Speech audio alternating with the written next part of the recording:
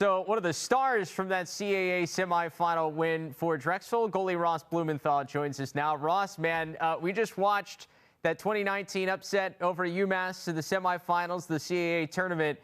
I can't get over the save you made there at the end of the third quarter. What do you remember about that game? Man, that was a tough game. The first thing I remember is I got a terrible night's sleep the night before. I was up all night, like I don't know how nervous as I've ever been. I'm a freshman, first playoff game. Like warm up was awful before the game, like getting shredded. Luckily, like I started out the game and like I made a save, like they had like an alley dodge, and I kind of settled down a little bit.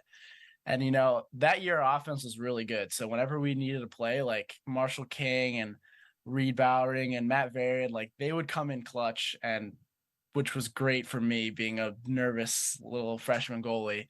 And I mean, at the end of that third quarter, I don't know, we turned the ball over, and I always kind of like those breakaway type of things where it's like 1-0. I mean, obviously, like you don't want that, but as a goalie, like all the pressure's on them. So it's kind of just like if they miss, man, that really sucks for you. But if like I get scored on, like I'm not supposed to make that save. It's literally 1-0. Like he has so much pressure. He's thinking about that shot as he's running down the field. Like he obviously like got really scared because he just tried to dunk it on top of me, and I'm guessing high. So like he kind of just threw it right in my stick, and it made it look really cool. And I was very excited because I mean the team really wanted to win. We were feeling good. We knew we could beat that team. We almost beat them early in the year, and it all came together. We had a really hot start and finished strong, and that was a really, really cool game. I just remember being so tired before, and then like the adrenaline comes, and the second the game ended, I like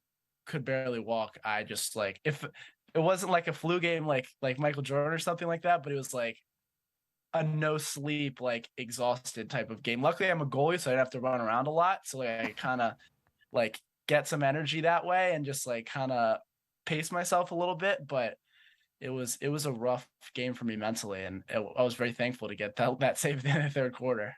Yeah, well, and like the momentum, because at that point, if I remember correctly, like UMass, it felt like it was starting to come back. Like you guys had the lead. It felt like they were starting to come back, and it goes, all right, here comes the #1 seed. And the momentum from that save, and I think on top of the save, it's your reaction. Like I was talking to Reed Bowering about this. He's like, he just explodes. Like you're fist pumping, going back. Like the bench fed off that, I think, as much as the save. Well, that was not so that UMass crowd is very, at least for me, they're always chirping me from the sideline. Like there were these girls who like had my stats up front, and they were like, "You have a 49% save percentage. Like you're awful." Like everyone in the stadium can hear them, and like that's something that would get to me sometimes as a freshman. And I was just like, yeah, I made that save. Like that was the side that they were on. Like I feel like I kind of looked at them for a second, like, and that was another thing because I mean it was pretty ruthless. Like there's some games where that happens, especially when I was younger, and that was something else. Like we needed that. I needed that from my own mental, just like I'm not that bad, guys. Like look at me, we're about to beat you guys. Like we were feeling good, and that was a huge momentum swing. Yeah, for sure. I mean, talking about it, it's got to be up there. Where does that save rank for you? That's probably the coolest. I don't know. I mean, it would have been nice if we had beaten Notre Dame, and like some of those saves at the end of the fourth quarter, like Yeah. those are pretty cool. I had a big one against Ryan Tierney in the CAA championship where I stuffed him on the crease and threw the ball, and we got a big goal like in that like 9-2 run that we had in the first half. I don't know. That's definitely a big one. Actually, I would actually say a really underrated one was I don't think you guys broadcast this game, but we needed to beat Hofstra that year to get into the CA tournament. Both teams like had just been Fairfield. Whoever won that game was going into the tournament, and we were down like 3 goals at the end of the third period. And Matt Varian like takes it all himself, scores a bunch of goals. We're up 1 with like a minute to go.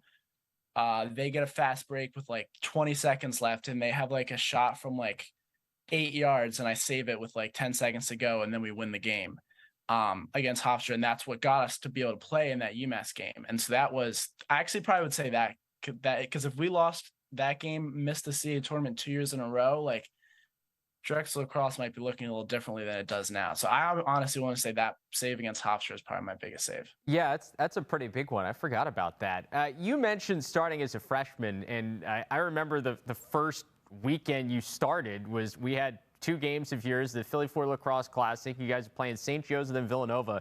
You beat St. Joe's at Villanova on Friday night, and then you guys respond by beating Villanova at your place on Sunday in a big game. I mean, you talked about the pressure and like not being able to sleep. Like, what was it that you were able to kind of step in and you just kind of made that job yours kind of early on that year as just a freshman? Yeah, I mean that weekend was awesome. That's probably like a top weekend like I've had at Drexel. Just like, I mean, I went to a school like I didn't even like went to go to this big high school. Like I went to a school called Friends School, which is in the MIAA, but we're in the B conference. So like I haven't really played against some of these players, and like I never expected to play my freshman year. Like, and I was feeling really good. I was doing really well in practice, and it was just kind of like an open competition to start that week. And I knew that I think the coaches also knew like that was just my chance to kind of prove to them I'm ready. And I did well enough in practice. And man, I mean, that St. Joe's game was tough. I wasn't feel like if they had more shots on net, they hit a lot of pipes. Like I think they kind of had me in that game. Luckily, like our defense played amazing and we squeaked that one out. And then the Nova game, awful first half, and then I really like stepped it up in the second period, and like I don't know, that was really cool. It was kind of just a vintage, you know, one of my old fourth quarter games my freshman year where I'd start slow and really just become a lot more comfortable, and it was really cool to be a part of that. I do think it's a great lesson to like everybody who walks into college. Like you just never know. You just got to you just got to be ready for the opportunity, try to make the most of it, and see what happens. 100%. It was also another thing is just like I got lucky to play my freshman year. A lot of people come in thinking, "Oh, I'm gonna play," and then they kind of pout a little bit and like have a little too high expectations sometimes. And I think that's something really important for me was I was just trying to live in the moment, and like if I play, great. If I don't, well, I got that redshirt year, and it ended up working out for the best because I was supposed to redshirt that year. So who knows if I hadn't played that year, I would have had a 6th year coming up next year, which would have been cool. But I'm very thankful for that freshman year. That was an experience like nothing else. Yeah, and some memorable games as we're going through here. The 2019 season, obviously, then COVID cuts the 2020 season short, and then you guys come back and you win the 2021 championship. How did kind of like maybe what you did in 2019 feel like maybe it ran over to the team that ended up winning the CAA title in 2021? Oh, yeah. I mean, that team, most of the guys came back. They were there for that COVID year that got canceled. I felt like we had it that year for the COVID year. I thought I'm sure every single team, like UMass had beaten Yale. Like, I think every team was feeling pretty good about themselves, but we had lost a lot of close games that 2020 season, and there was a lot of guys that came back from that 2019. We had beaten the top seed in the tournament against UMass, and we were feeling good. We knew we had the pieces with Jimmy Corder coming back, you know, Reed, Varian was on that 2020 team. And then I think we really were putting it all together. The defense really meshed really, really well with Brendan Greenwald and Pat Udovich and Sean Quinn. I mean, we had that lockdown defender since as long as I've been here. So that 2019 team, I think really was the start of kind of changing of the culture. And I think it really happened with that UMass game and that Hofstra game that I talked about earlier to get into the tournament. So that team is really important. Yeah, for sure. The CAA championship game, you guys win it at Hofstra. It had been since 2014 since the program had won the CAA title. What are your favorite memories from that game? I mean, before the game, like usually like you're obviously really nervous it's the CAA championship, but like with Delaware losing, like they played the first game, we played the second semifinal game. With Delaware losing, I was just like, this is like starting to become like meant to be. Like we're winning this. Like, and then we start slow against UMass in that CA semi game, and then have really like the best 60 minutes a team could ever have from the second half of UMass to the first half of Hofstra. It was something like it was really just amazing to see. That team was on a mission. That team was different. Our defense was just amazing. We were winning face-offs. The offense was scoring. Like, we weren't turning the ball over.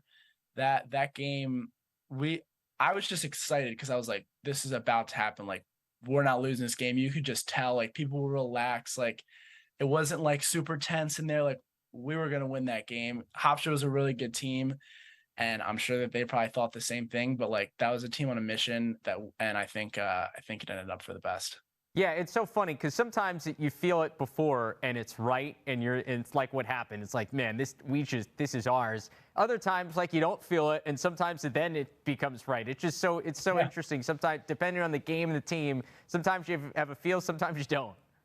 Yeah, 100% agree. It's a crazy thing about sports is like sometimes just the ball bounces your way or it doesn't. But I think that team, we didn't want to leave any doubt because we came out something like 9-2 at the end of the first half, and it was really, really fun. It was great to be part of that team. It was the coolest thing to just like all the attention that we started to get. Drexel doesn't always get some of these attention that even some of these other CAA schools get, even when we're winning just as much. And it was really, really cool to see some of the attention that we got during that season. Yeah, what's the moment like when the clock hits 0 and everybody's rushing towards you as the goalie and you're the CAA champs?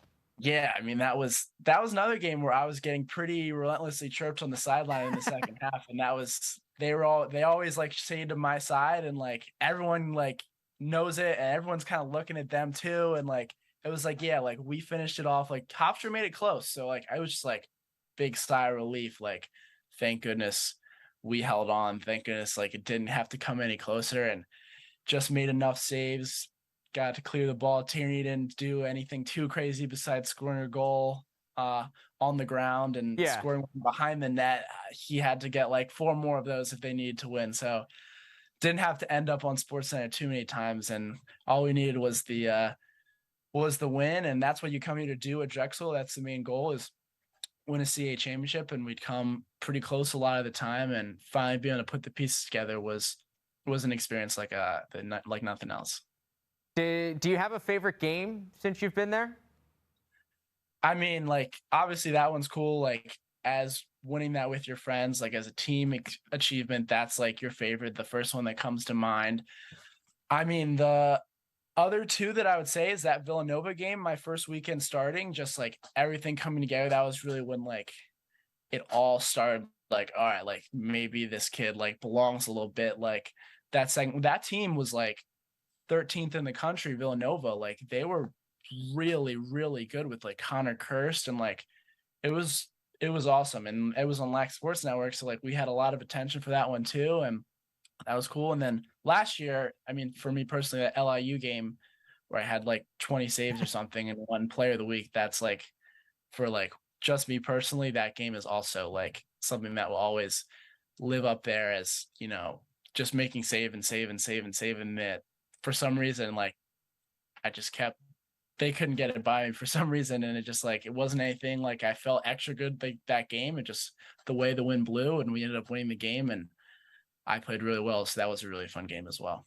Well, Ross, we got 2 or 3 in this watch party. We kicked things off earlier with that Villanova game, and now we're going to show people that big win for you guys in the CAA championship game from back in 2021. Thanks so much for the time, man. Can't wait to see you back out there this spring.